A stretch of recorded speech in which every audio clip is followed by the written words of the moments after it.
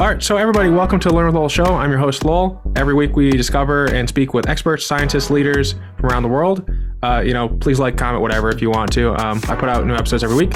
Today we're joined with Dr. Jennifer Garrison. Is it Garrison or Garrison? Garrison.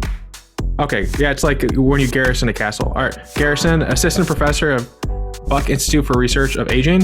Also, I want to give a shout out to Allison. I don't know if I should say the last name because I don't want to dox anyone, but it's someone on Jennifer's team who helped put this together. So I just want to say thank you, Allison, for putting all the work in, keeping everyone on track and stuff like that. So I always like to say thank you to people who help.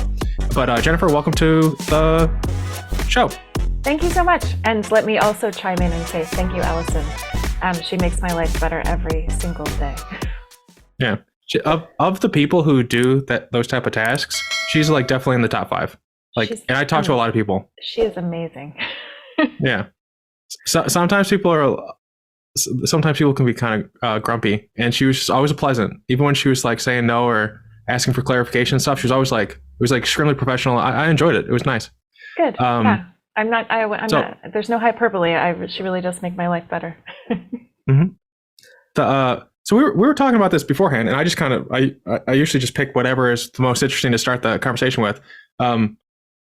We were talking about science funding a minute ago, and that is something I'm curious about because we were just talking about our mutual love of Bell Labs and how we kind of feel like there was like a missed bottling of lightning. And I was talking about Idea Factory as a book that maybe like could illuminate how they used to do it. But you were telling me that science funding is a little broken. The parts that I know are that a lot of funding goes in, but innovation doesn't really come out in terms of a pliable IP that does things. Like 99% of IP just kind of sits there. So when you say broken, what are you imagining? Yeah, I mean, that's definitely one manifestation of what's broken. I think the incentive structures are completely backwards, right? That's the main problem is that, of course, there's not enough. There's never enough funding, right? But with the funding that we have, the way that it's incentivized for people, and the way that it's structured, it's basically set up so that it's producing incremental results. It's encouraging people to make small steps, not giant leaps. For me, I run an academic research lab at a nonprofit research institute.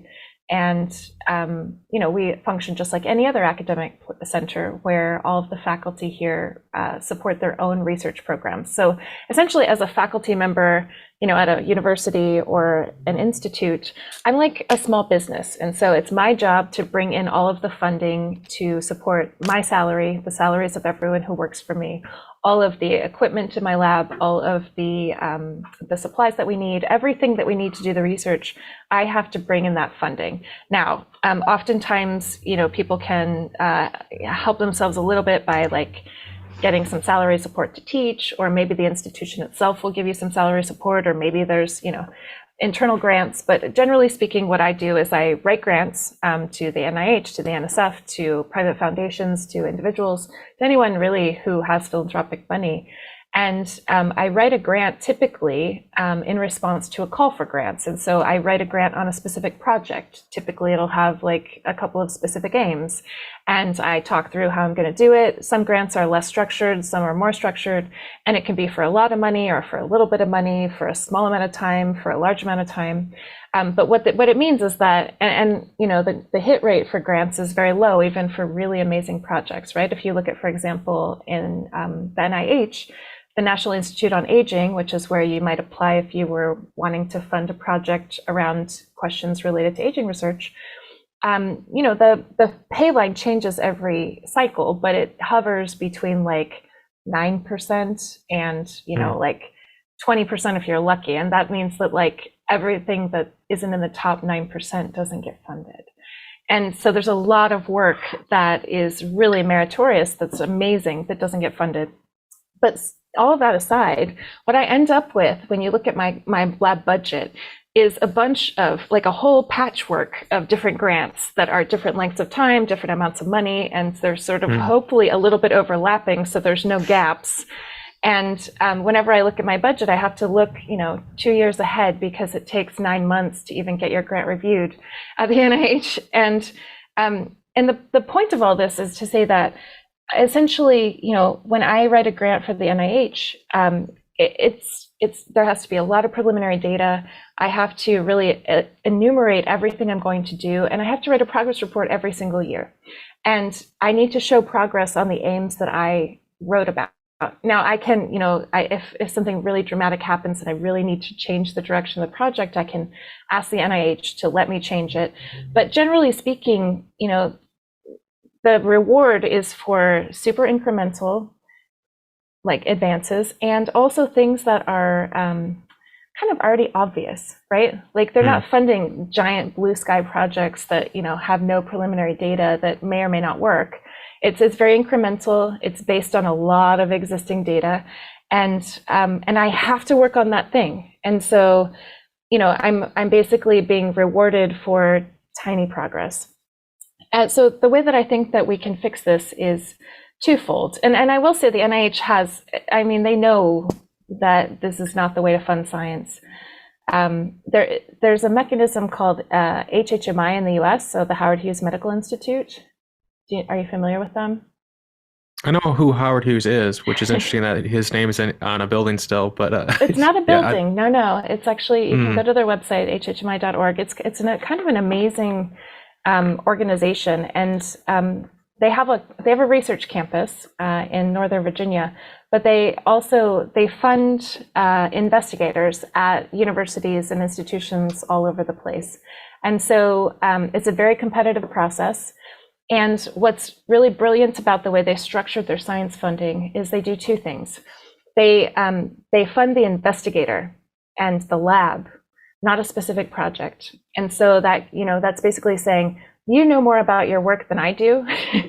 And you should have the freedom to, when something happens in an experiment and you realize you should go in a different direction than what you might have thought yesterday, that you have the freedom to do that.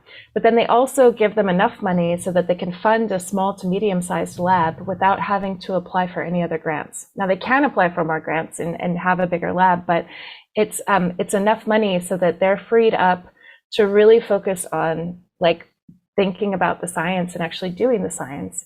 And the funding is for 7 years. So you get reviewed every 7 years. And 7 years is a good runway, right? The longest NIH grants are 5 years and many are 4 years. And, smaller grants are usually for smaller amounts of time. And the problem with that is you start down a path and 2 years in, the grant runs out. What do? Well, you have to write another grant for something else. And so you pivot your research a little bit. And instead of like continuing on one trajectory that might be really promising, you have to like fit your research to the questions that granting agencies want you to work on, which is so backwards. Like the idea that we should be telling scientists they have to work on Alzheimer's disease, for example, is just like, drives me crazy. Anyway, HHMI is 7 years. And if you get reviewed and you don't get renewed, they have a 2-year wind down period. So that means that you have 9 years and plenty of time to find other funding to really do some impactful work. And if by and large, if you look at HHMI investigators and the kind of work they're publishing, it's impactful, it's really top notch, and it's usually very hefty, and these are the papers and the discoveries that lead to Nobel Prizes and that really push different fields forward. So that's an amazing, it's very hard to get HHMI funding. It's very competitive. It's almost like winning the lottery if you're a research scientist. But that's one mechanism for what I would call sustainable funding. And I think that's what we need. We need to fund the ideas and the scientists, not a project. And we need to provide some kind of sustainable funding so that they have the creative freedom to work on the problems that we think are really important. Sorry, that was a long-winded answer, but I really, I co-direct what ends up being a nonprofit consortium that gives away grants to scientists, and so I've been thinking a lot about how do we within the confines of what we have available to us, how do we make this as impactful as possible, and how do we make it so that we're not just like funding scientists for 2 years to publish papers, but how do we make it so that what we're asking them to do is really like flex their creative muscles and do the most impactful science that they can do.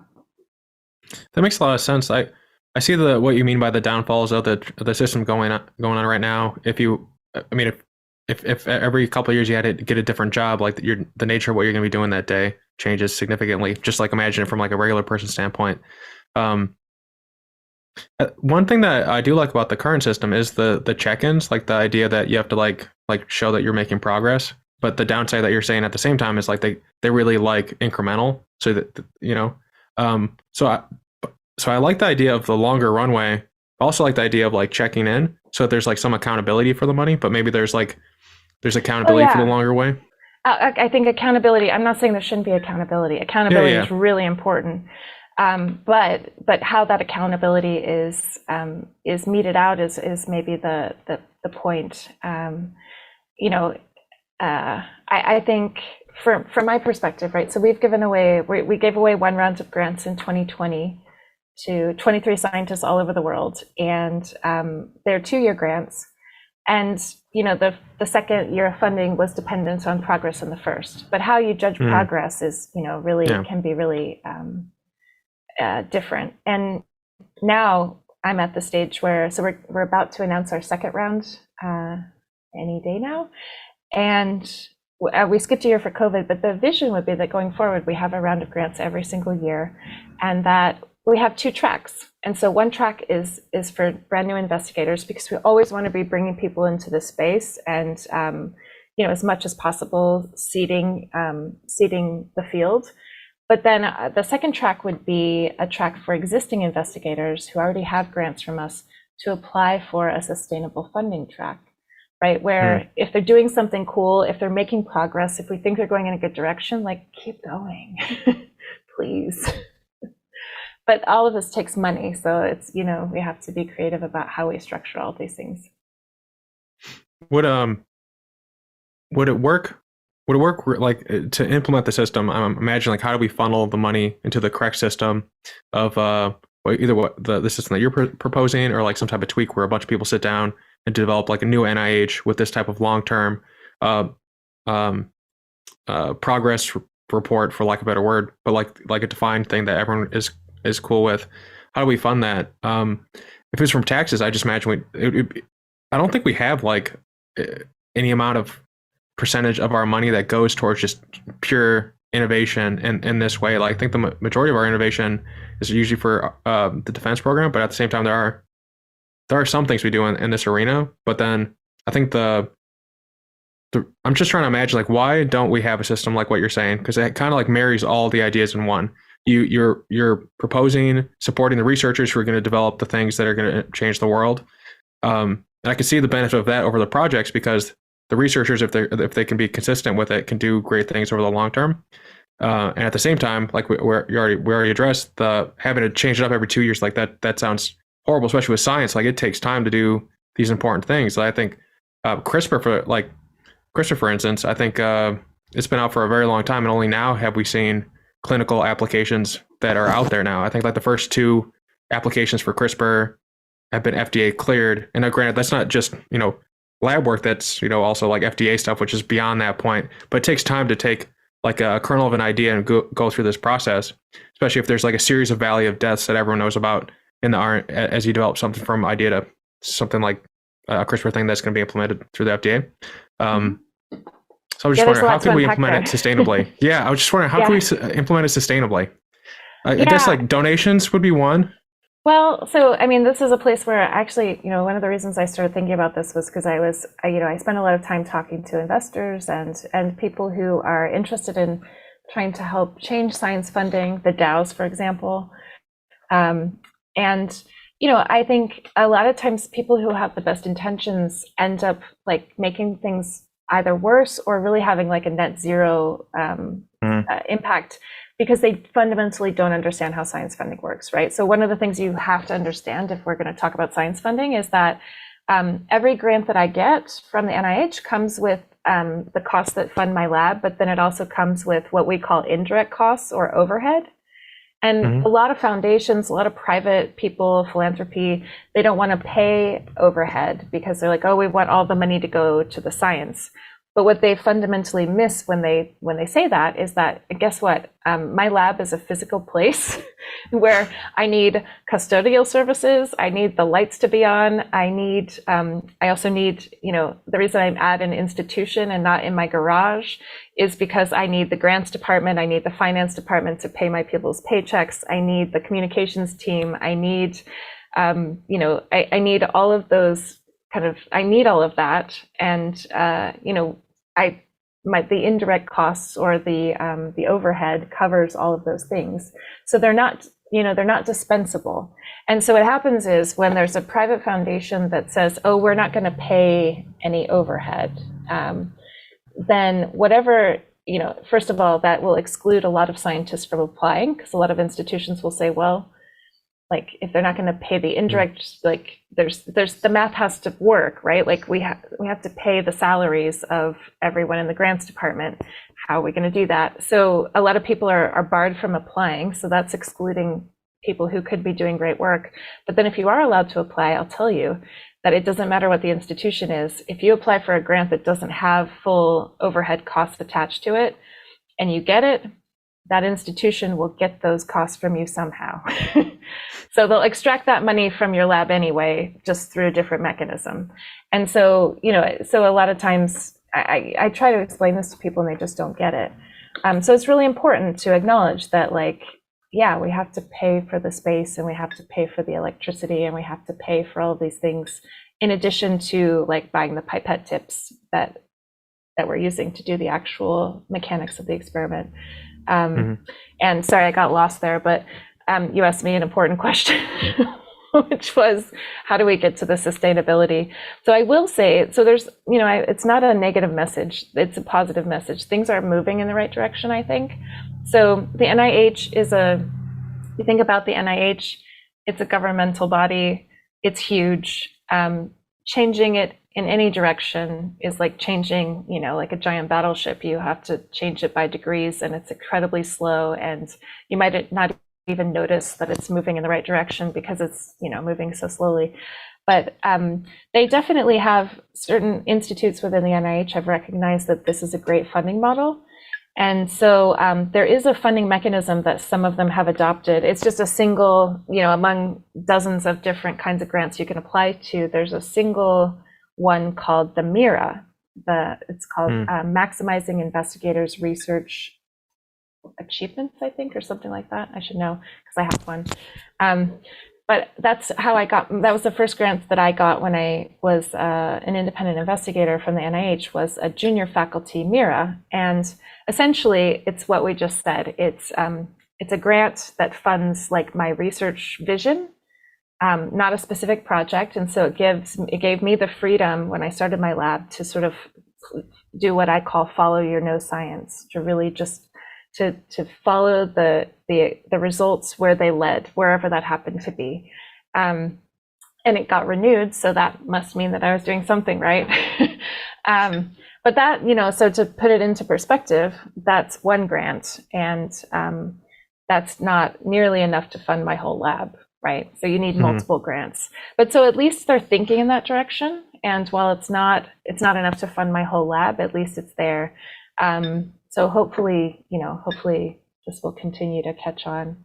But I think that from my perspective, I think that there's also this, you said, how do we get things, how do we get to have IP and things like that not get lost or completely, never see the light of day? I think that's a larger problem that has less to do with science funding and just more about the culture of science, right? We as scientists, we live in what tend to be very siloed kind of echo chambers, and there's not a lot of communication, either sometimes between fields, but oftentimes between the people who do the science, for example, and the clinicians who see the patients that might be the relevant population that those scientists need to know about, or between people in the private sector and in academia. And I really think that the advances that are going to most rapidly lead to products or therapies are going to be made through those collaborations. And so, because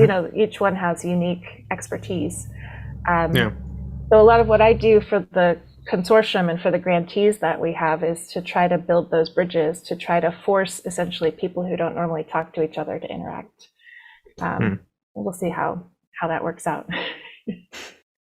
Hopefully, well, it sounds there's a great nonprofit called New Harvest that does kind of, it seems like they do what you're trying to do, where they, for cellular agriculture, they built out the infrastructure, they supported postdocs doing research, licensing of IP, so everyone could have like a standard to build off of, that type of thing. And so it required like a lot of people coming together. So it kind of sounds like you're like, on top of everything else you're doing, you're kind of building the structure of a nonprofit that brings everyone together to build the future that you are trying to see get built. That's right. Oh yeah, I wear a lot of different hats. Yeah, no, I'm absolutely doing that, and I think it's one of the most important things I could be doing. Mm-hmm. So we talked about funding. Well, sometimes I wonder, it's like, how much does it cost to actually run an average lab? And at the same time, I wonder if there's overhead, with grant financing, legal from the university, like it's like, what would be the cost if you found like a startup equivalent that will render the service for you for like pennies on the dollar, that you could roll those benefits into everything else you're doing? But I'm sure there's like, I don't know, contractual reasons why you don't get to do stuff like that. Well, that's an interesting question, and I actually don't think the barrier there is like contractual reasons. In fact, when I can send something out to a facility or to a CRO, a contract research organization, or something like that, I certainly do, and that's true for most academics. The parallel to that, and the thing that's actually that most academic scientists use a lot, are core facilities, right?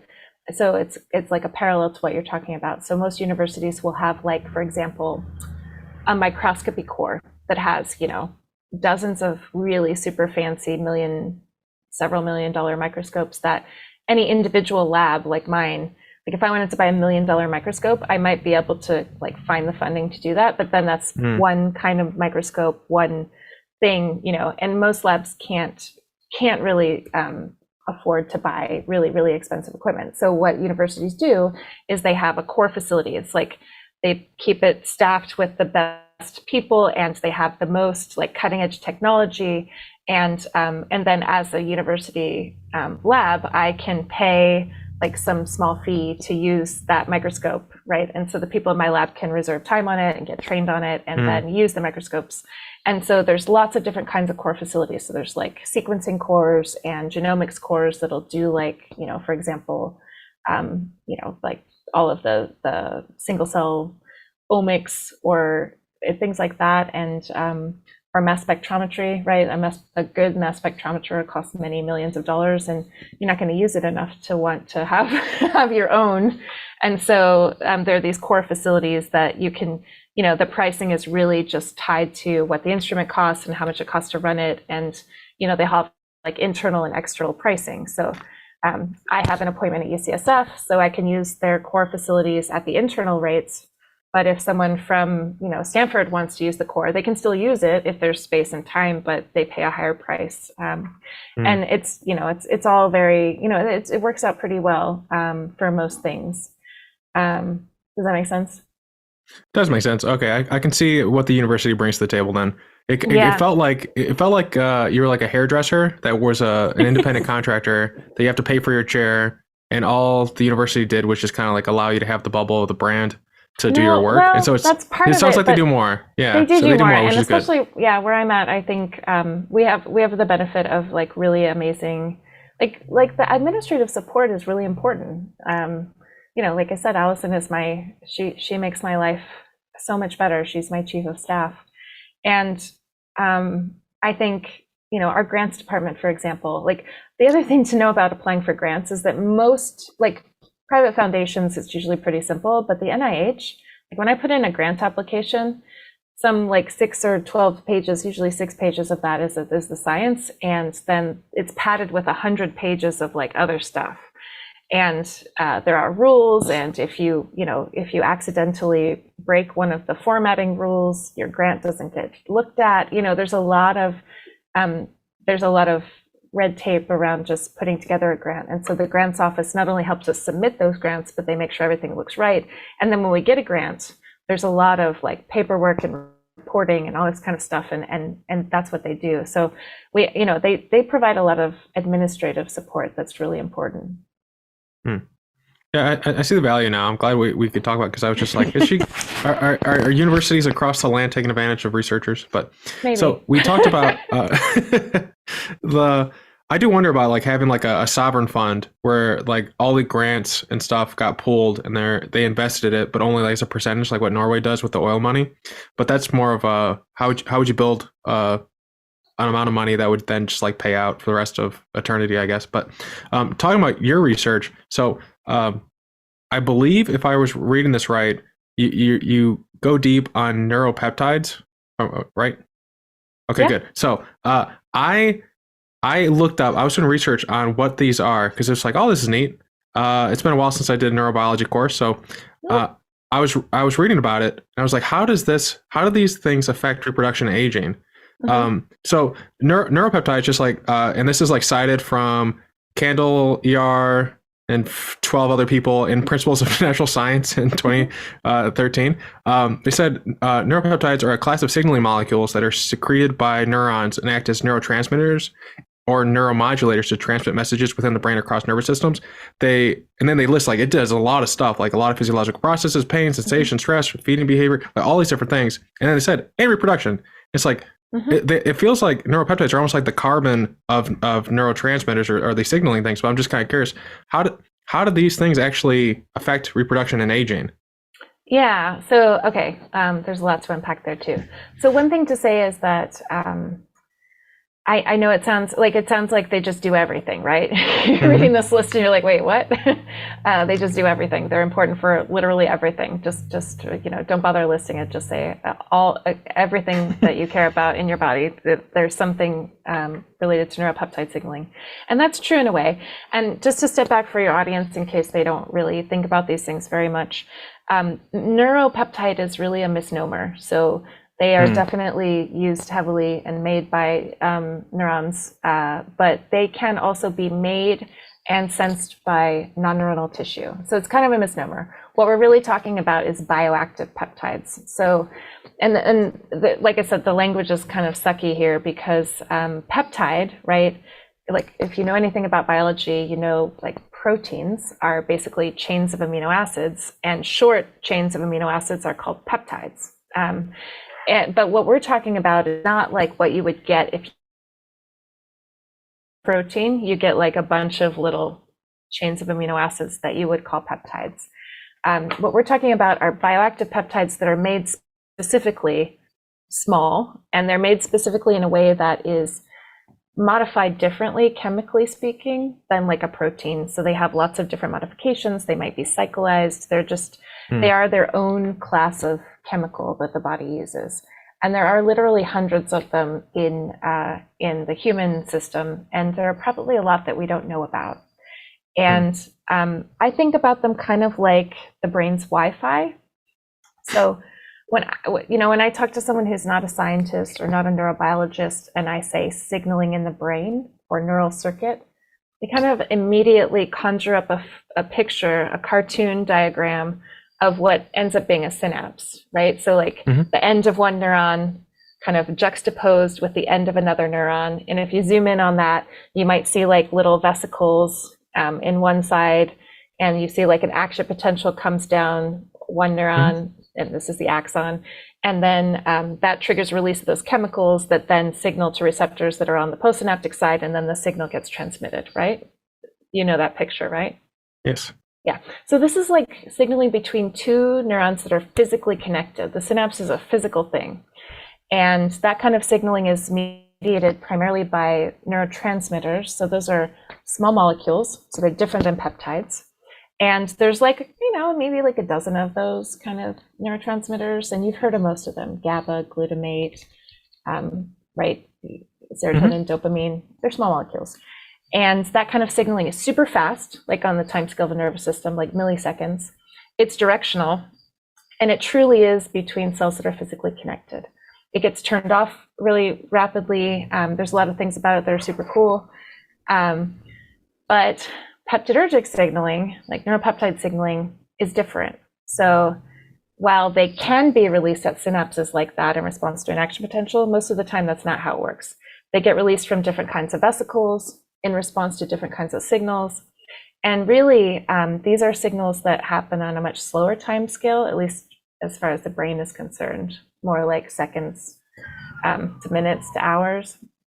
And they can signal over long distances and between cells or groups of cells that are not connected, right? So in the brain, they might coordinate distant brain regions, right? Like, so one group of neurons over here coordinated with another group of neurons over here because there's this chemical signal going back and forth.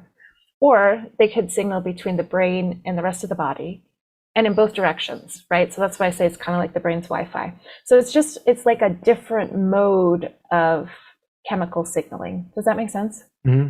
Yeah. Instead of having like a physical nerve ending that like the type that runs from your brain all the way down to like your feet, it's a chemical that does the communication. Well, it's always chemicals that are communicating at the synapse too, right? They're just released from a vesicle and then they bind to a receptor that's right next door. So it's also still chemicals, although they're different kind of chemicals.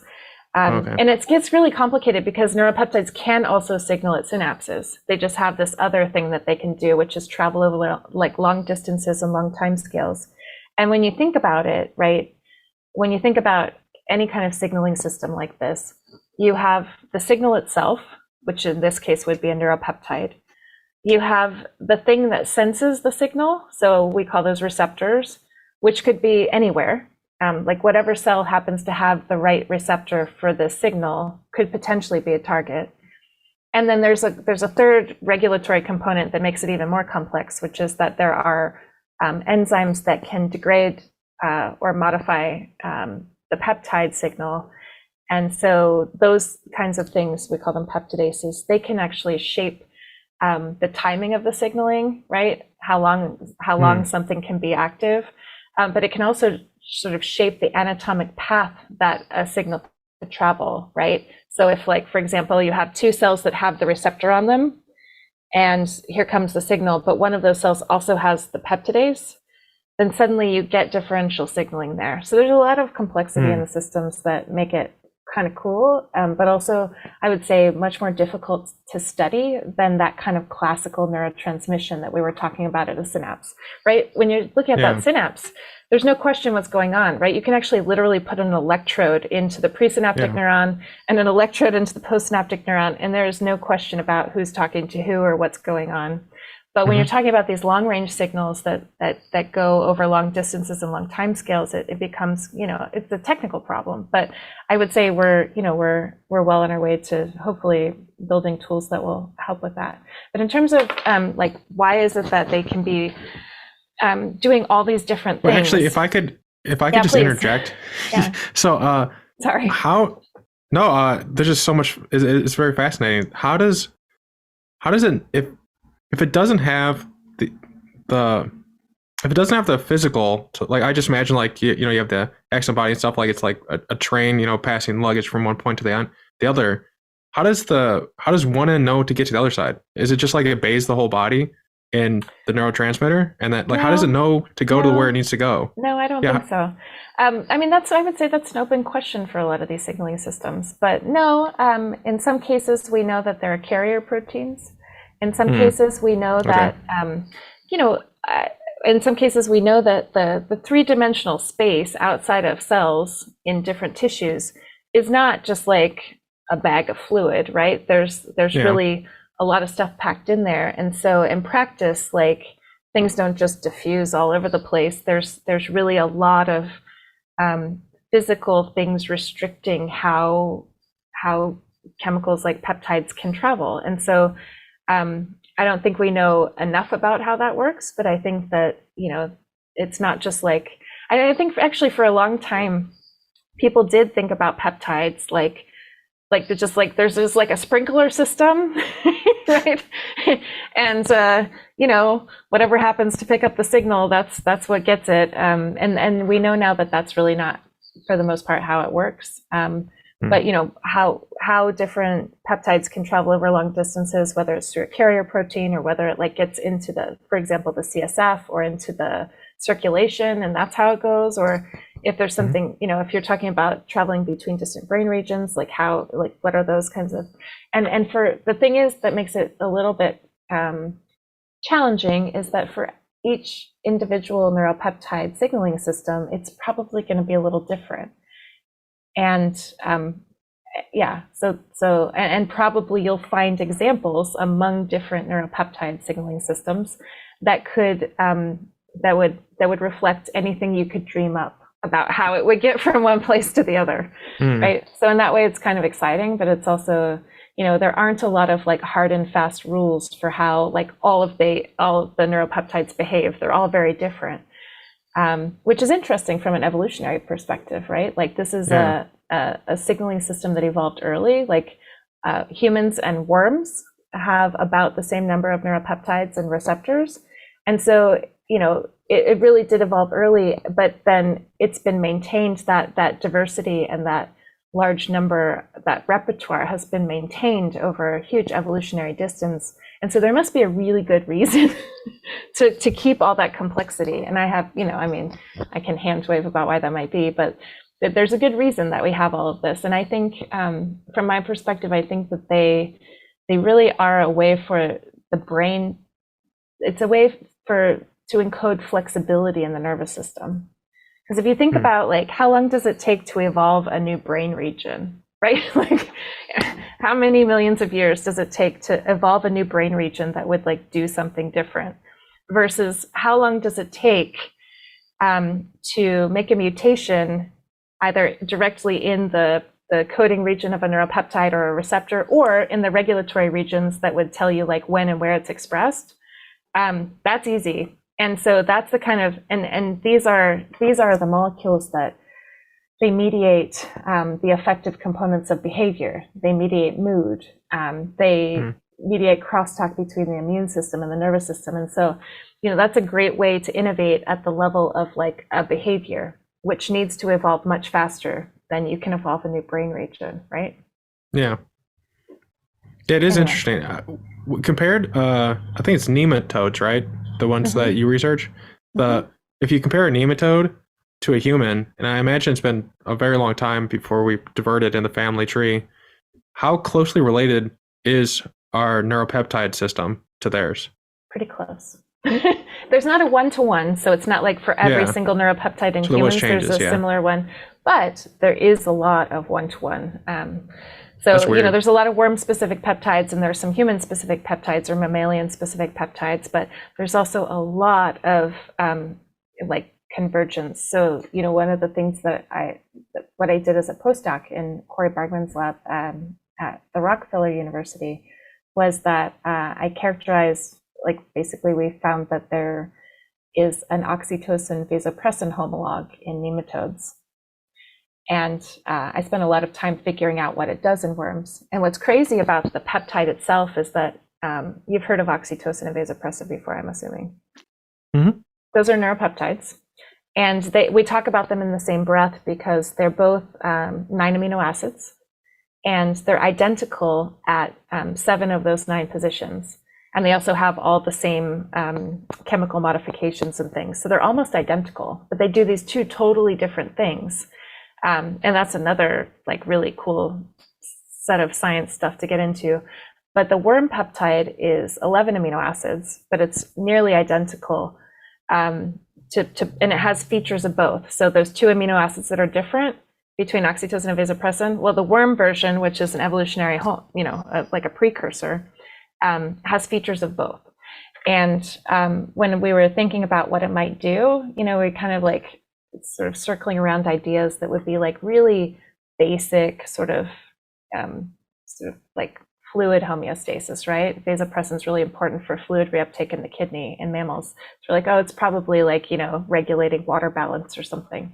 But it turns out that it actually was regulating male mating behavior.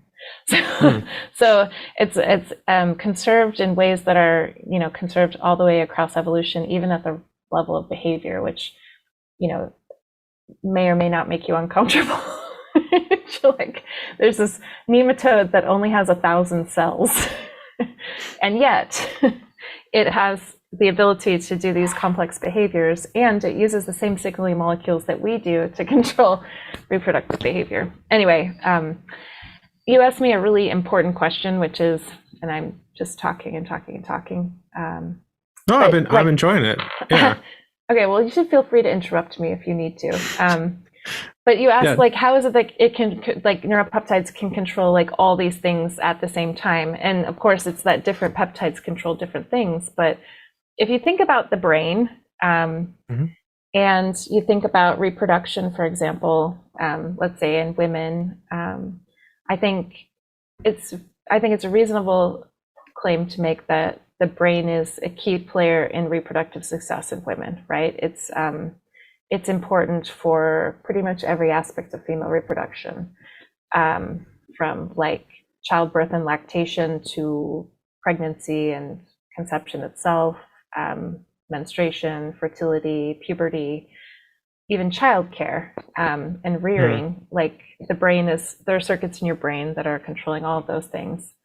But the brain is basically constantly listening to and integrating feedback from the rest of the body, and it's doing that through this like dynamic, ongoing chemical conversation between the brain and the reproductive organs that kind of determines what's happening in the system.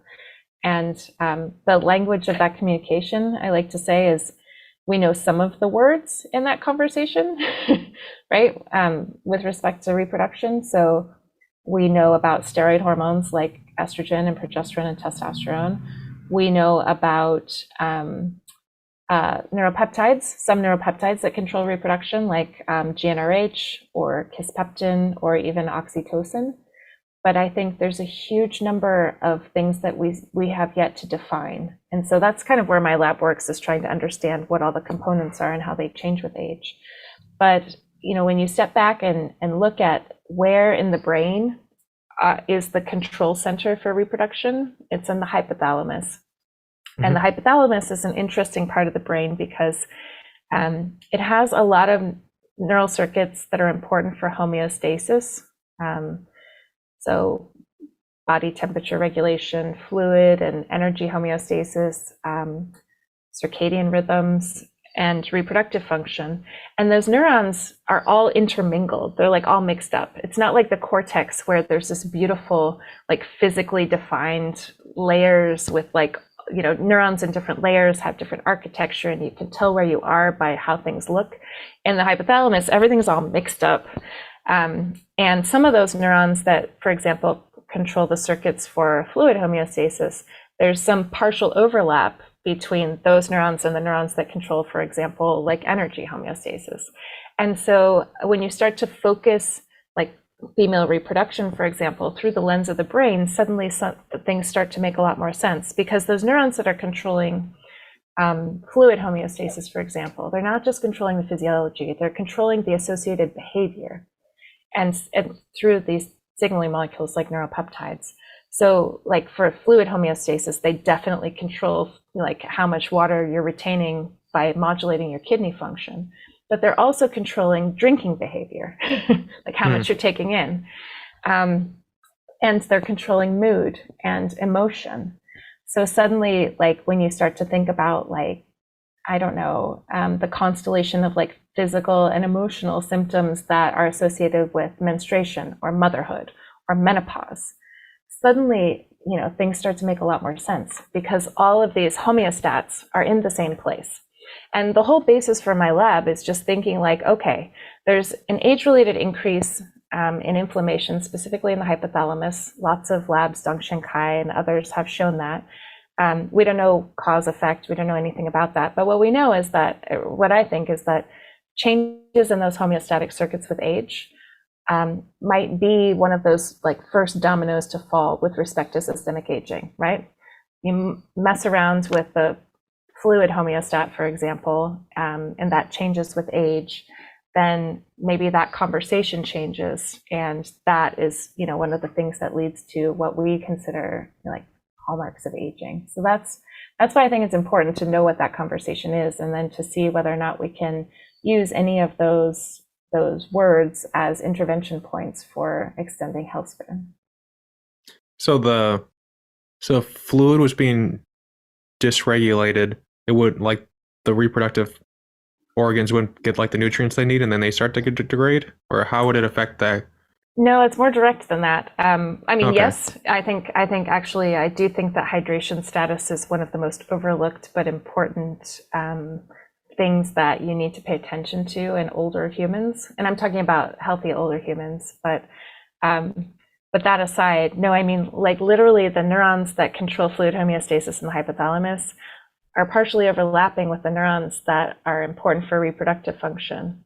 And so, when you're thinking about something like menopause, why is it that one of the main symptoms of menopause is hot flashes? Well, it's because that part of the brain, it's getting dysregulated in lots of different directions, and maybe those neurons that sense estrogen from the ovaries are also, responsible for regulating your body temperature. And when your ovaries stop making estrogen and those neurons get all messed up as a result, like that impacts your ability to regulate your body temperature. Everything is like connected there, and not directly necessarily, but there's a lot of overlap in those systems. And I don't think we fully understand just how they impact each other, but that's the beauty of follow your nose science. Yeah. How would so I'm used to the research being something like rats or I guess nematodes as well. How would we replicate like a human who's gone through menopause and then giving them everything they would need to like it, if it's like just like a chemistry thing in the brain, if we just reintroduce those components, would they be back to being able to be fertile and have a normal reproductive cycle? I mean, that would be the goal. I think that we have some hints that might be possible, but I would say that I don't know, but that certainly, that would be one of the hypotheses. I think there's a lot, again, to unpack there. One thing to say is that when we're talking about reproductive aging, because we're kind of like backing into this from a different conversation, but we're talking about reproductive aging in females, then we don't have, first of all, we don't have a lot of information at all about how that works. We really don't fundamentally understand what goes wrong or when. We know what the downstream consequences are for sure, like with respect to fertility or birth miscarriages or things like that. And we know what the downstream consequences are with respect to menopause, but we don't understand the causal underlying factors there. So, but we do know, like there are some experiments that have been done that point to the existence of what we would call like, paracrine factors, or things that, signal outside of the signal for long distances, essentially, that could be beneficial, but we don't know what they are. We don't know what would be the right timing. We don't know any of that. So, and I would also say that we don't have any great models specifically for menopause, because menopause is something that is really unique to humans. It's just us and a few species of whale and maybe one species of non-human primate, but that's a little controversial, that go through menopause. So developing new animal models, developing new ex vivo like organoid models, developing anything that would help us better emulate what happens during menopause so that we can test these questions is one of the things that we fund grants on because it's really important. Yeah, it sounds really complicated. Yeah. Like I keep picturing the lifespan.io where they have like a big chart of all the things that need to come together for an intervention in aging to happen. And I just imagine like all the different hypotheses you could be testing just to see what is real, what is not. Because it seems from an outsider point of view, because I'm not a woman, it doesn't seem like women's reproductive health is really given the priority that it needs and deserves over the last, at least in my age. I was born in like the 90s. I think even like there's some there's some elements of like what women need that's like a luxury item tax. It's like I don't know why it's a luxury item. I don't think women would consider it a luxury item.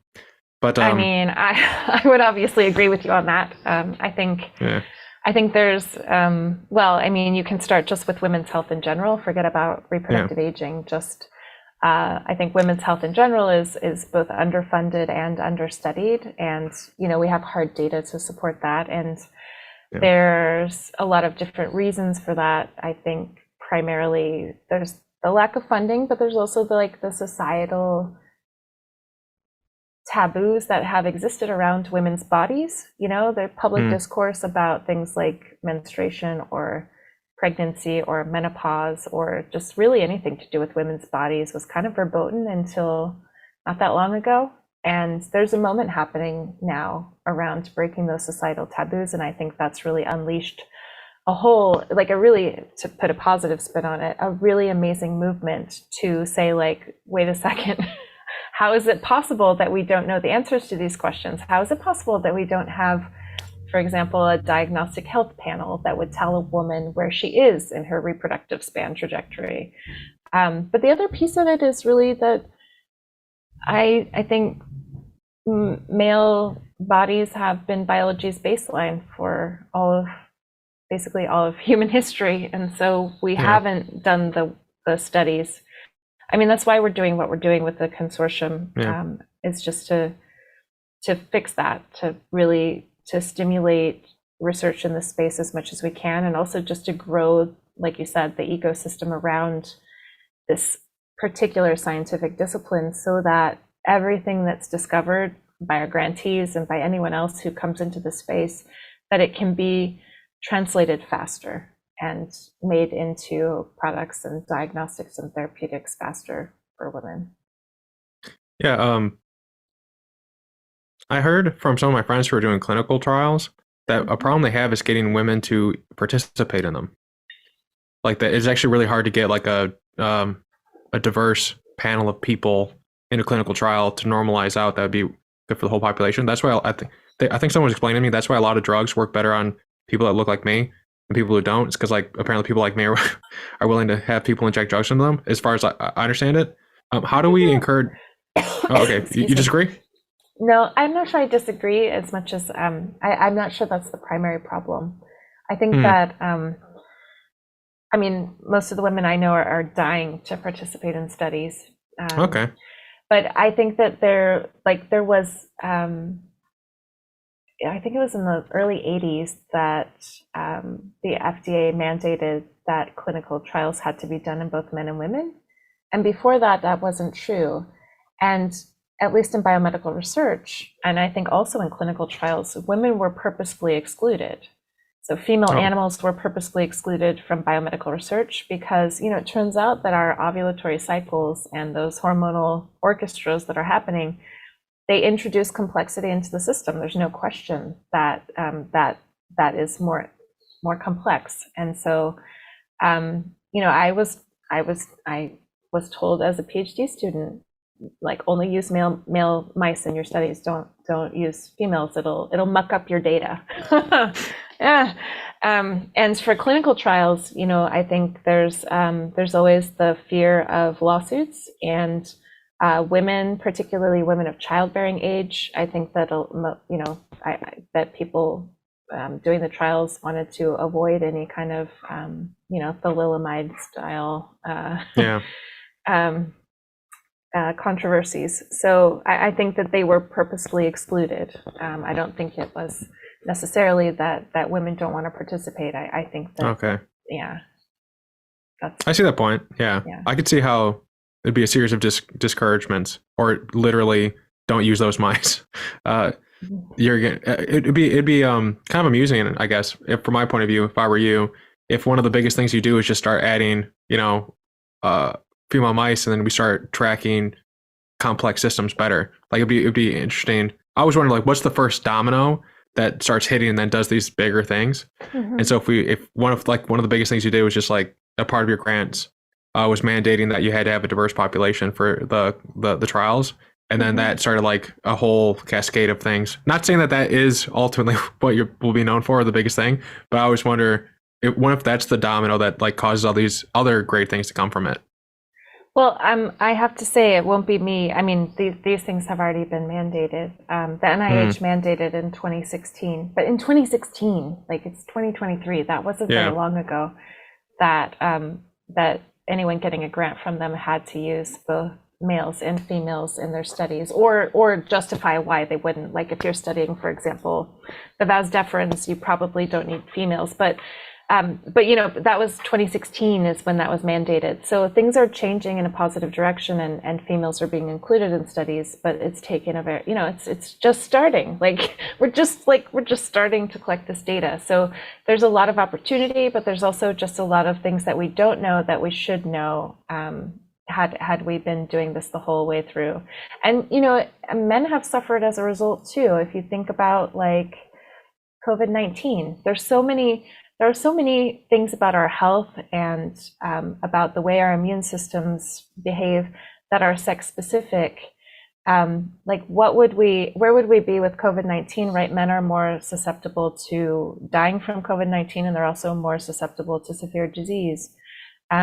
But you know, by not studying both males and females, like we've basically blinded ourselves to whatever those specific vulnerabilities are that affect the different sexes. And so Hmm. I really think that there's an important reason to include females in studies for men as well. And for, you know, for ovarian aging, I always say this, but people rarely take note. When you look at ovaries, right, which from the perspective of longevity interventions that you mentioned earlier, like how do we do clinical trials for longevity or health span interventions? Ovaries are the time machine we need. Because the big elephant in the room, right? If you have something that you claim is going to extend health span, how do you test it? Well, you have to find some proxy that is measurable and that the FDA will let you test. And aging obviously isn't recognized as a disease. So how do you test an intervention that might extend health span? Well, ovaries are aging prematurely, right? They're starting to age when a woman's in her 30s. And so you can imagine using ovaries as an accelerated model for human aging. So taking young women in their 30s. Oh, and I should mention maybe a really important piece of information to know is that many of the pathways, for all the pathways that we've looked at in ovaries that are important for aging in other tissues, you know, things like mTOR signaling, you know, all the big ones, they're also operating in ovaries, and you know, interventions that change aging in other tissues also have a positive impact on ovarian aging. So what that means is that if we can understand why ovaries are aging prematurely, it will give us clues about aging in the rest of the body. Hmm. But more importantly, you could take a health span intervention and test it in, you know, a 2 or 3 year clinical trial with women in their 30s and ask very simple questions, extremely simple metrics and outcomes, pregnant, not pregnant, bone density, hormone levels, lots of things you could measure to look at ovarian function that would give you a sense for whether you are having a positive impact on ovarian function, and then extrapolate towards thinking about health span. Anyway, that's just, you know, an aside. No, it sounds very exciting though. Um, I mean, everyone has a mom, and so everyone should care about women's health, I think. Well, I mean, that's actually, I would argue that's not why you should care about women's health. But yeah, Hmm. everyone has a mom or a daughter or a sister or a friend or a partner who might have a pair of ovaries or at least one ovary. But I would argue that you, as a man, should care about this because yeah, because it's like a shortcut to finding not just pathways and genes that control aging in the rest of the body, testing Hmm. interventions that might impact aging in a way that's tractable in our lifetimes, but also because, you know, the age at which a woman goes through menopause, right? It's called age at natural menopause, or ANM. First of all, it's really variable, right? So different women go through menopause at different ages, and the span of normal menopause is like 14 years. So if you go through menopause before 40, it's early. If you go through menopause after 54, it's late. But how in the world is it possible that there's so much inter-individual variability? But the age at which a woman goes through menopause is correlated with overall lifespan. It's a correlation. We don't understand like what the cause, like what the relationship is there, but it's a really strong correlation. And so if a woman goes through menopause later, she'll tend to live longer. And the converse is also true. But that extends to male brothers. So for women who go through menopause later tend to live longer, so do their male brothers. So there's some genetic component there that's important to understand that has, that crosses sex, biological sex. That's interesting. Yeah, I mean, I think so. Yeah. Usually when I'm giving a it's really talk fascinating. and I get to that slide, the men who've been sort of like twiddling their thumbs or like, you know, not paying attention, they suddenly like perk up and start texting their sisters. Yeah, I don't know.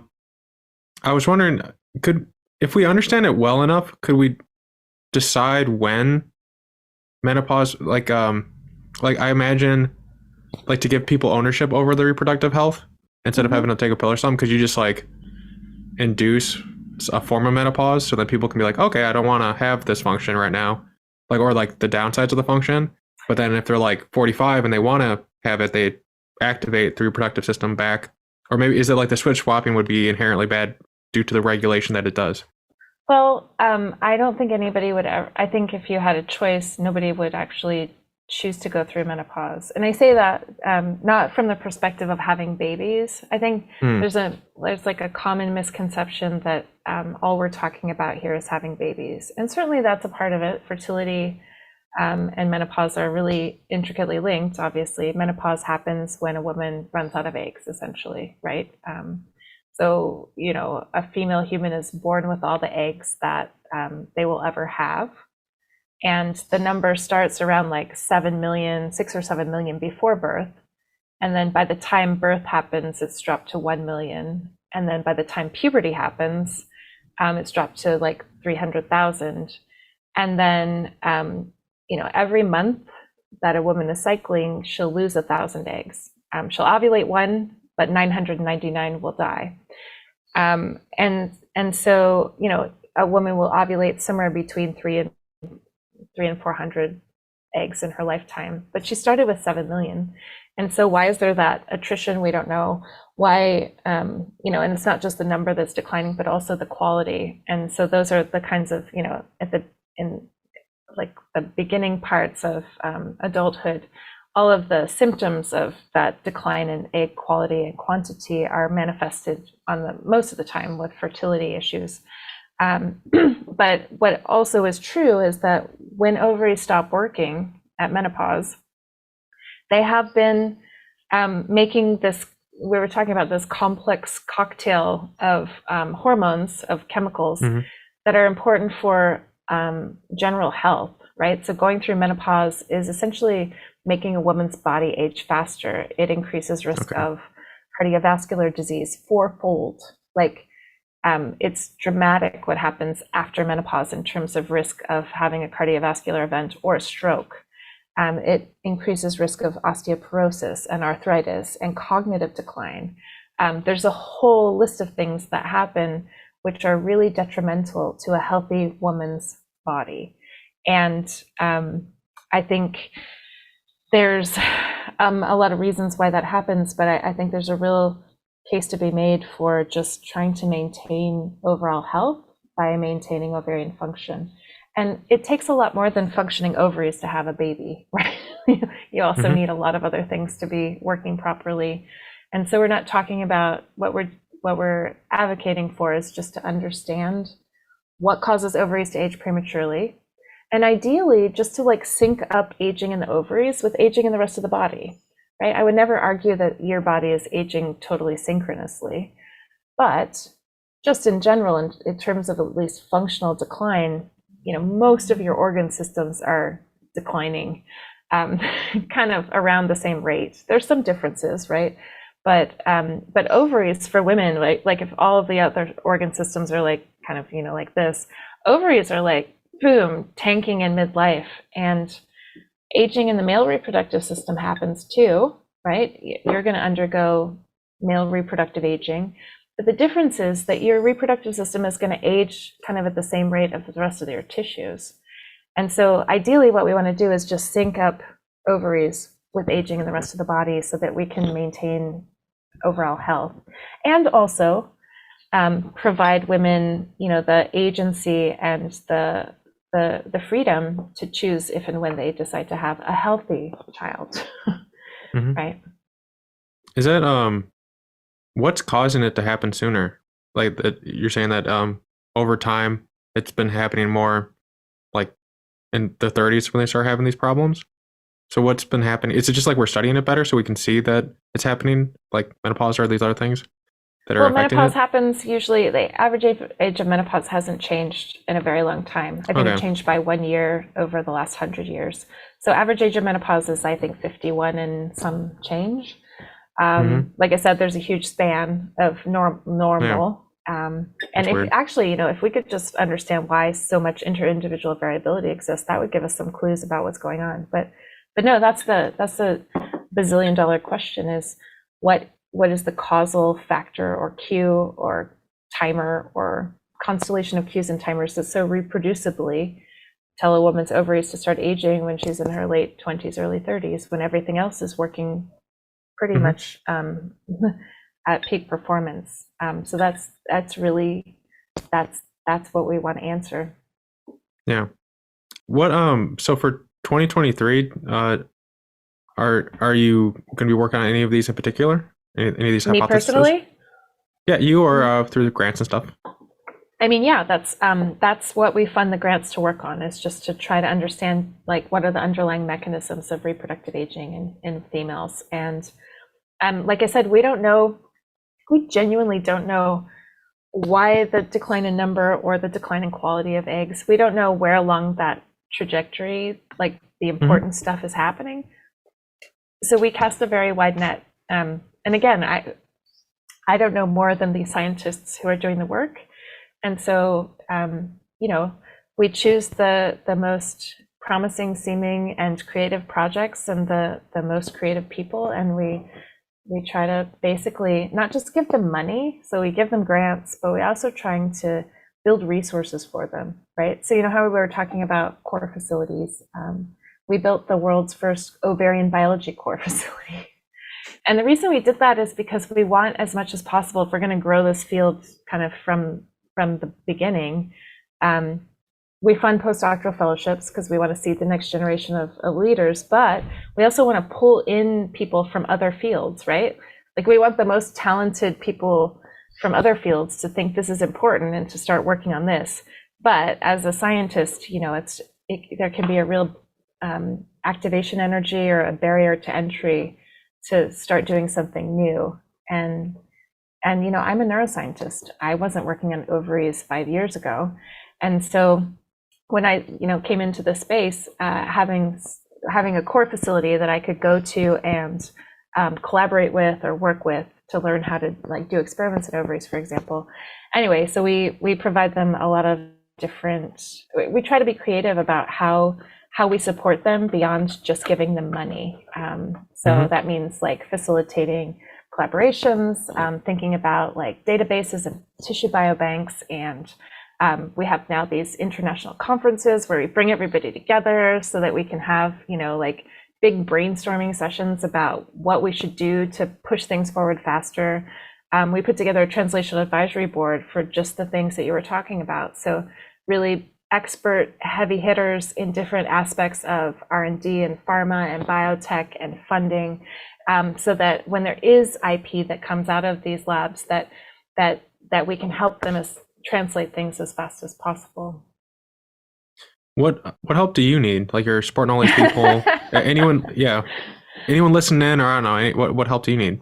Yeah, I mean, well, for the consortium, we have an incredible partner in our seed funder and my co-founder. So Nicole Shanahan and the Bia Echo Foundation are the people who recognize this as a problem early. And I mean, in 2018, Nicole came to the Buck Institute and gave us a grant to start a center here at Buck. This is how it all started. She recognized that this was an important problem. There was absolutely nothing happening in this research space, and she asked if we would start a center to study female reproductive aging, and we did. And like, so there is a center here at Buck, like a physical place where there are scientists working on this. And the minute we started the center, it became just really apparent that if we were going to make a difference, we had to do something much bigger. And so that's where the Global Consortium was born from. So we have the center, we have the Global Consortium. We planted a second center in Singapore. And the Global Consortium is really meant to encompass like literally anyone in the world who has an interest in the space: scientists, doctors, VCs, companies, early stage biotech companies, literally anyone who has an interest in the space. And yeah, so what I need is I honestly two things. One is what you're doing right now, which is just giving me a platform to talk about this stuff, because there's like multiple layers of just necessity for getting the word out, right? At the most basic level, the most basic fundamental level, women do not understand simple things about their own bodies. And as a result, they are not armed with the information they need to plan properly. And I'm not saying that women in their 20s should go out and like get pregnant because they're at their peak fertility, but they should have all of the knowledge at their fingertips about what's going to happen in 5 years and 10 years and 20 years, so that they can make informed decisions as they're like planning their lives. So a lot of what we do is like actually just information based. You know, we're building a knowledge hub where women can come to learn about different aspects of reproductive function.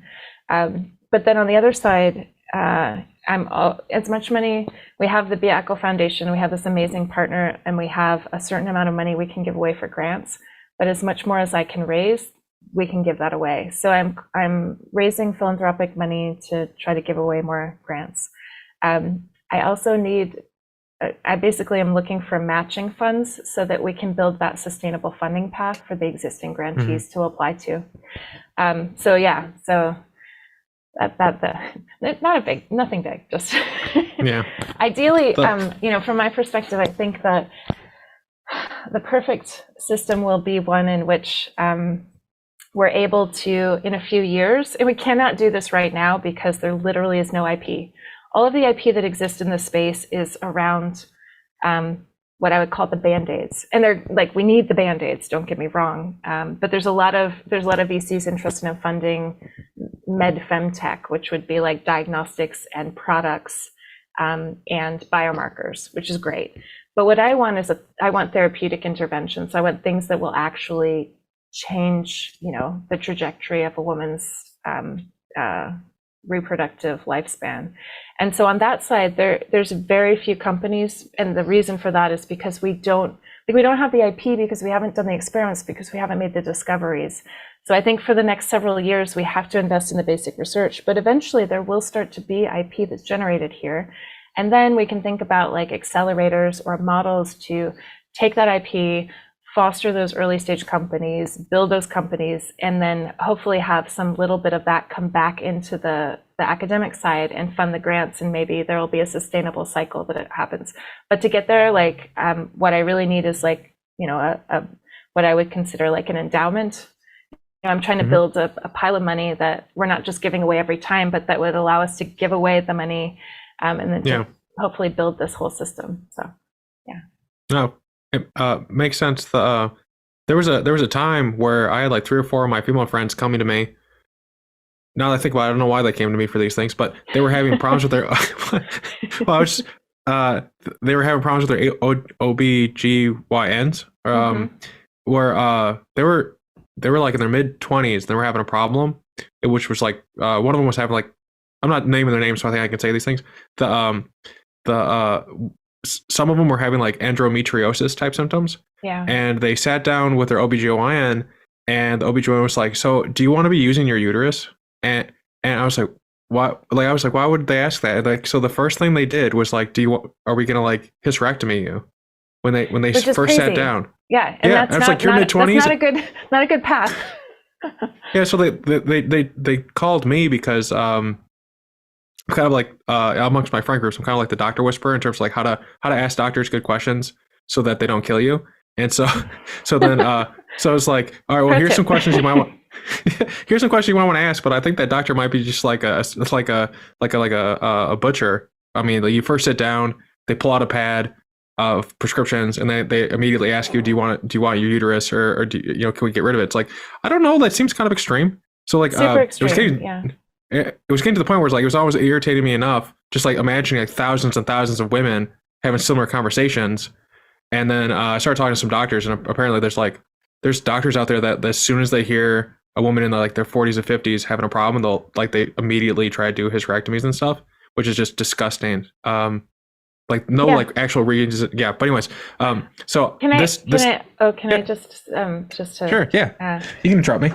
no, I mean, I just, because I don't want to forget to say this because I think it's really important. I think there's many things to say there, and I agree with you that should not be the first path.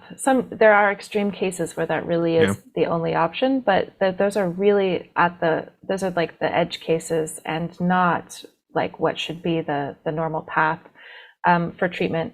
And I just want to I want to balance this by saying I think that most doctors, their motivations are pure and they want to help their patients, but there's like genuinely no information. So they're operating on nothing. They don't we know now that keeping your uterus is important, even if you don't want to use it. There's a lot of evidence now. There's huge numbers of studies showing that a lot of bad things happen when you take a whole organ out, and good to keep your uterus if you can. But there's a problem at many levels here. So one is that the doctors don't have the information they need, right?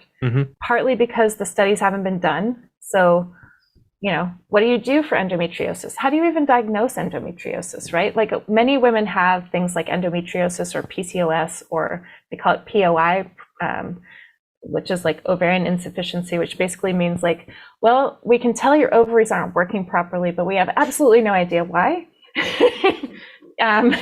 So we're just gonna, give it this term. But we don't know how to diagnose those things. We don't know how to treat them. And so doctors don't know what to tell women, right? Because there's just nothing, they don't have a lot of tools at their disposal. And as the research comes out, they don't have time to educate themselves, right? So that's part of what we're doing on that Knowledge Hub. It's a place for women to come, but also a place for scientists and doctors to come, where at the most superficial level, and the goal here is simply that, right now, if you type in endometriosis into Google, or PCOS, and you're a woman looking for information, what comes up is like lots of factoids that if you click on them will take you to a company that's trying to sell you something, which could be good or bad. But we're like, what happens to me, what just happened, you described happened to you. Yes, my friends of friends, my family members will email me and say like, okay, I just got diagnosed with XYZ, what do I need to know? And then I drop everything and I spend half a day like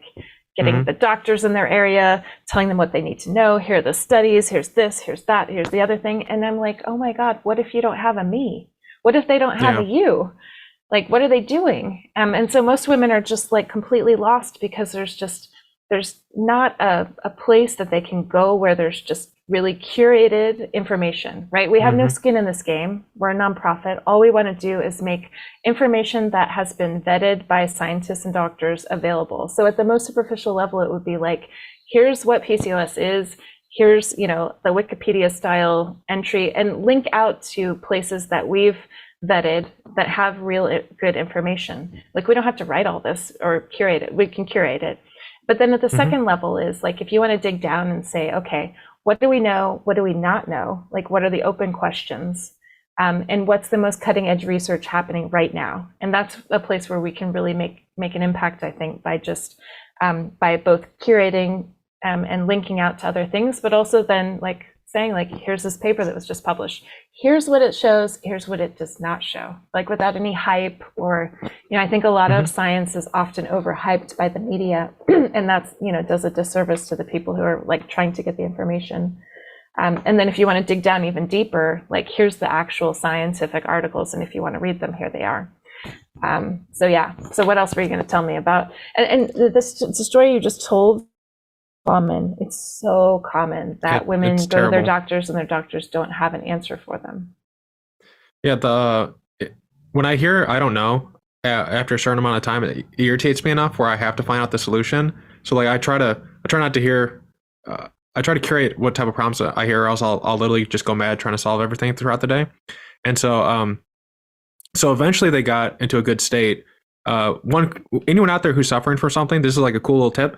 Write down what your problems you're having, and if you can like have a calendar with it, it's like it helps guide the conversation. But yeah, it was irritating me to the point where like I almost like stopped what I was doing and it was like how could I build some type of machine learning application that would like scan all the images and then determine like endometrium like to differentiate the different ways and all these other things because it just it bothered me that so many people are not being heard. Like they just happen to have someone they can talk to with me, but how many people out there, like you're saying, like they don't have anyone, and it made me really sad. And at least in these cases, I think all of them got on a good scenario. I think part of it's like sometimes a doctor says, "Hey, I think maybe we should do something," and people don't hear, "Hey, maybe we should do something." They hear, "You have to do something," Right. because it's a doctor. And so I think just like saying like, "Hey, no, you're supposed to ask questions." Like you go in there with questions. Yeah. I think that's a big thing Yes. that helps. Questions. We're Yeah. putting together a clinical advisory board because, to be perfectly clear, I have a PhD. I'm not a medical doctor. But we're putting together a clinical advisory board full of MDs that we want to have them help us in two ways. One is to put resources out there, like you just said. So if you're a woman in this age range, here's like at the most superficial level, here's Yeah. a half a sheet of questions that you need to print out and take with you to your doctor. Oh, that's right? amazing. And then, but on the doctor side too, if you're a doctor treating a woman in this age range, here are the like 10 things you need to check. And then on both sides, like if you want to dig down a little bit, like here's like all the analysis. And then if you want to dig down even deeper, here's like the primary literature. But just to have that, like, because again, I think doctors, obviously they want to help their patients, but with limited time and limited resources, like what are you going to do? So if there's something that's like really easy to access, I hope that'll help. The other piece of it is the training, right? I mean, I think there's a lot of room to include more information just about women's health in general in the first 4 years of medical school. So, we're going to try to get the med school curriculum changed.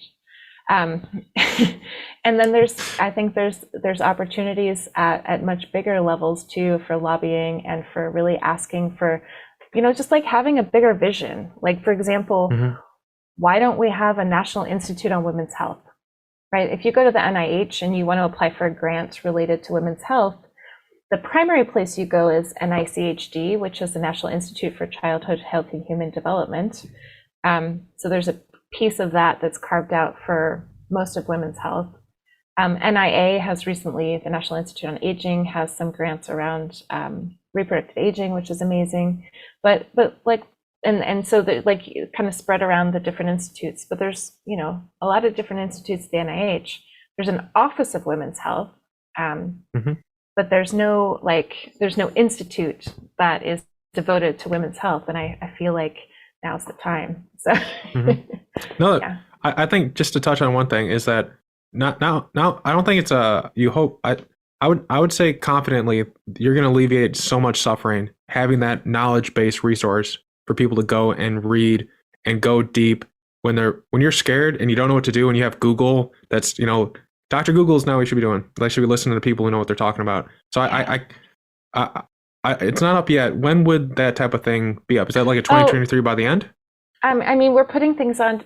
It exists now, but we're just putting in the different topics as we get them done. And we're relying on not just ourselves, but we're relying on this huge network of people now that we built out over the last few years, doctors and scientists, who are expert in their specific areas. So yeah, we're just going to build it and keep building it as we go along. And I think we also very equally important is like, we don't need to be the authoritative voice here. We just want to curate all the information in a way that is reliable. And so there are other, like we have a page called Trusted Partners, and we're going to link to anyone we think has content that is that is really good and that also is not trying to sell you something. So for example, like for endometriosis and stuff related to the uterus, there's a brand new page called Uterine Kind. Actually, they interviewed me for a podcast not that long ago.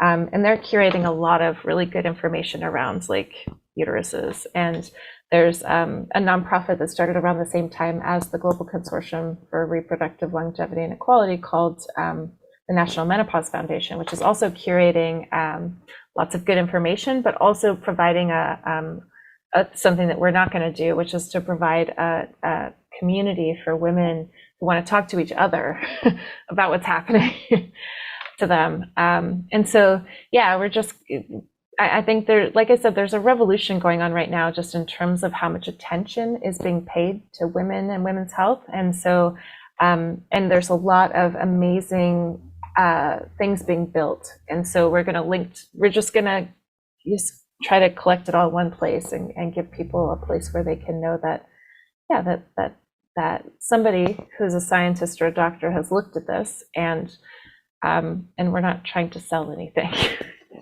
Mm-hmm. And then what is that URL so people can check it out? And I definitely recommend everyone check it out. Oh, our website is gcrle.org. So it's the Global Consortium for Reproductive Longevity and Equality, which is a mouthful. But I think every piece of that is important, and especially that word equality, because the fact that women go through this reproductive decline in midlife, it impacts every aspect of their adult lives, right? Whether you want to have biological children or not, this is something that you have to consider in every decision you make as an adult woman. It's like that ticking biological clock in the background. It's always there. And then when you get closer to menopause, right? Like I'm just about there, to perimenopause, which is this huge period of time that nobody knows how long it is or what starts it or really even what happens during it. But what we do know is bad things happen. And there's a lot of symptoms in perimenopause that really impact like a woman's ability to function in her everyday life. So there truly is an aspect of equality here that makes men and women very different. And I really feel like now is the time to tackle this. Mm-hmm. Well, I'm all for it. I hope all the listeners so far have been enthralled by this, because it is not something that gets talked about. Yeah, that's as what a guy, I said. I'm trying, just like, all I want to do is just talk about it. That's a big piece of the puzzle. Yeah. So are there any books, because I think we're over in the drop zone and I don't want to get in trouble for the rest of your day. Are there any books that you'd recommend people check out? It could be on the subject or just be things that you enjoy reading. I will buy them. I will read them. Oh gosh, I wasn't prepared to talk about books. Well, actually, I can say that a member of our center, so one of the people that we have in our center here at Buck is an evolutionary biologist. And we didn't really touch on all of the really interesting questions around like, why in the world does this happen anyways like, why do human females do this? It's like a reproductive strategy that most animals don't do. So what the heck? But she's just written a book that's going to be published in August. That's for the popular, like for non-scientists. It's about the evolution of the female form. And so she's a PhD scientist who studied the evolution of pregnancy and the evolution of menstruation during her PhD and her postdoc. And now she's interested in the evolution of menopause. And it is fascinating to think about why, like how and why the different parts of the female body, human female body, evolved. So that book, which will come out in a few months. And then I would say there hasn't been a lot of literature written around this. Books, I don't know. We have a lot of, we have a white paper and a mission statement, and I've written a lot of articles, but yeah, there's not like a single book that I know of. There's some cool books around, like, they're kind of depressing though. There's a really cool book around just women in data. So, you were asking about why clinical trials don't have as many women. Trying to remember what it's called. I think it's called Invisible Woman. Yeah, Data Bias in a World Designed for Men. That is what is on my bedside table right now, and I'm rereading it because it's not, I wouldn't call it dense, but it's a really well-researched book, and it's a few years old, but it's really every time I read it, I learn something new. Sweet. And then I'm gonna check out both and add it. I'm making like a master list of every book that's ever been recommended on my podcast, and so far it's like it's ridiculous. There's so many. Cool. And I've read we can link like to that 90% list. of them. Yeah, we can link to that list. But thank you for having me. I appreciate it. That was a fun conversation. If it's okay, I have a couple of fan write-in questions, but if we have to end, that's fine. Okay. So this person has weird names. All right. So Lizzie Hale's Legs. Why did you make this your username? Okay. Looking at her past work, she seems to often be ahead of the curve or in the minority in terms of research topics that she's working on, and in aging field in particular. She focused on studying topics that aren't popular but are obviously extremely important for the field. So my question is, how does she identify unique, novel topics to study? What have been her keys to success with advocating for the pursuit of undervalued areas of research? Oh, wow. That's a very insightful question. What was it? Legs? Lizzie Hale's Legs. Oh, all right. Well, thank you, Lizzie. I don't know who Lizzie Hale is. I feel like we should probably both know. Maybe you can look her up while I'm talking. Okay, I'll look it up. But that's a very kind question, actually. Well, I have a pretty diverse training background. My PhD was in chemistry and chemical biology. So when my undergrad was molecular and cell biology, and really looking at like biophysical models of like proteins at the molecular level. And when I started my PhD, I had this kind of somewhat naive idea that if I could make molecules, like if I could do synthetic organic chemistry as a biologist, I would kind of like rule the world. And it was sort of a naive idea, but I'm so glad that I did chemistry, because it gave me a perspective that not a lot of people have. And that was where I first got introduced to bioactive peptides. So I worked on this fungal natural product, which was this like really complex, crazy cyclic deoxypeptide, this giant, crazy looking molecule. And my project was to understand what it was doing in cells, like how it was working. And that led me down a really interesting path that I won't talk about. But when I was looking around to decide what to do in my postdoc, I really wanted to learn something new. And I always encourage students, one of the other hats I wear is that I help with the PhD program here in the biology of aging. And I always encourage students when they're moving into their postdocs to really like push the envelope in terms of like changing what they're thinking about, because it's so rare that you have the opportunity, that you're given the opportunity to learn something and become expert in it from beginning to end. And that's what your postdoc is, that's what your PhD is, but you can do it in different places. So when I was looking around for a postdoc, I had two criteria. One was that I wanted to work for someone who was an amazing mentor, and the other was that I wanted to do something completely different. And so I just like cast about and found a bunch of different things I thought were cool. And again, sort of naively, interviewed in a lot of different labs. And I chose the lab I chose because number one, the science was cool, but number two, cool mentor. And I really felt like neuroscience was, the brain is kind of like the last unexplored object in the universe. So I had never taken a class in neuroscience when I started my postdoc. And so there's a very steep learning curve, and I probably had to work a lot harder than other people who had that background. But then I worked on neural circuits and behavior in C. elegans, that nematode you were talking about. And I had never seen a C. elegans in person until I interviewed in that lab. So part of it is just being comfortable with uncertainty, and also being willing to like be the person in the room who didn't know anything, and like just be humble. But also I think now when I started my own lab, everything that we do is framed through the lens of my unique training background, and nobody else has that background. And so coming from the outside into neuroscience, one of the benefits that afforded me is that I didn't have all the weird biases and hangups that people who had been training in that field for their whole careers had.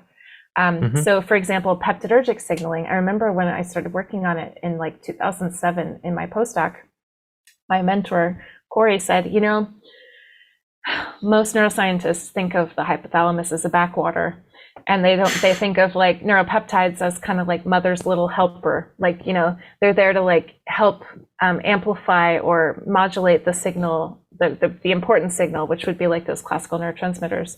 And of course, since 2007, everyone has come around to the idea that they're super important. But at the time, she was like, there were a lot of people who sort of neuroscientists who didn't think this was interesting or exciting.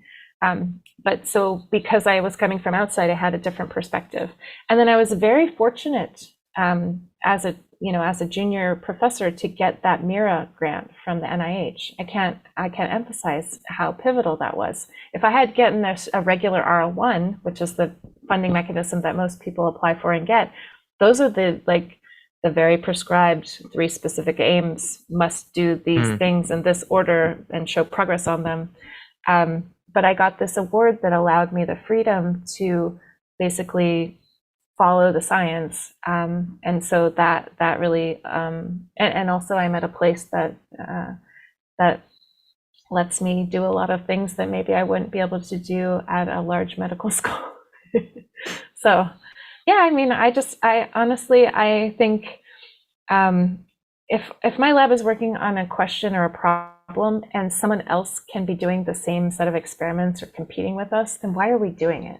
Like everything that we do needs to be like a question that only we could ask, or what's the point, right?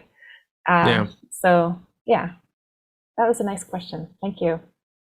Yeah, and Lizzie Hale's like, apparently she's a singer. Oh, she has like a big electric guitar.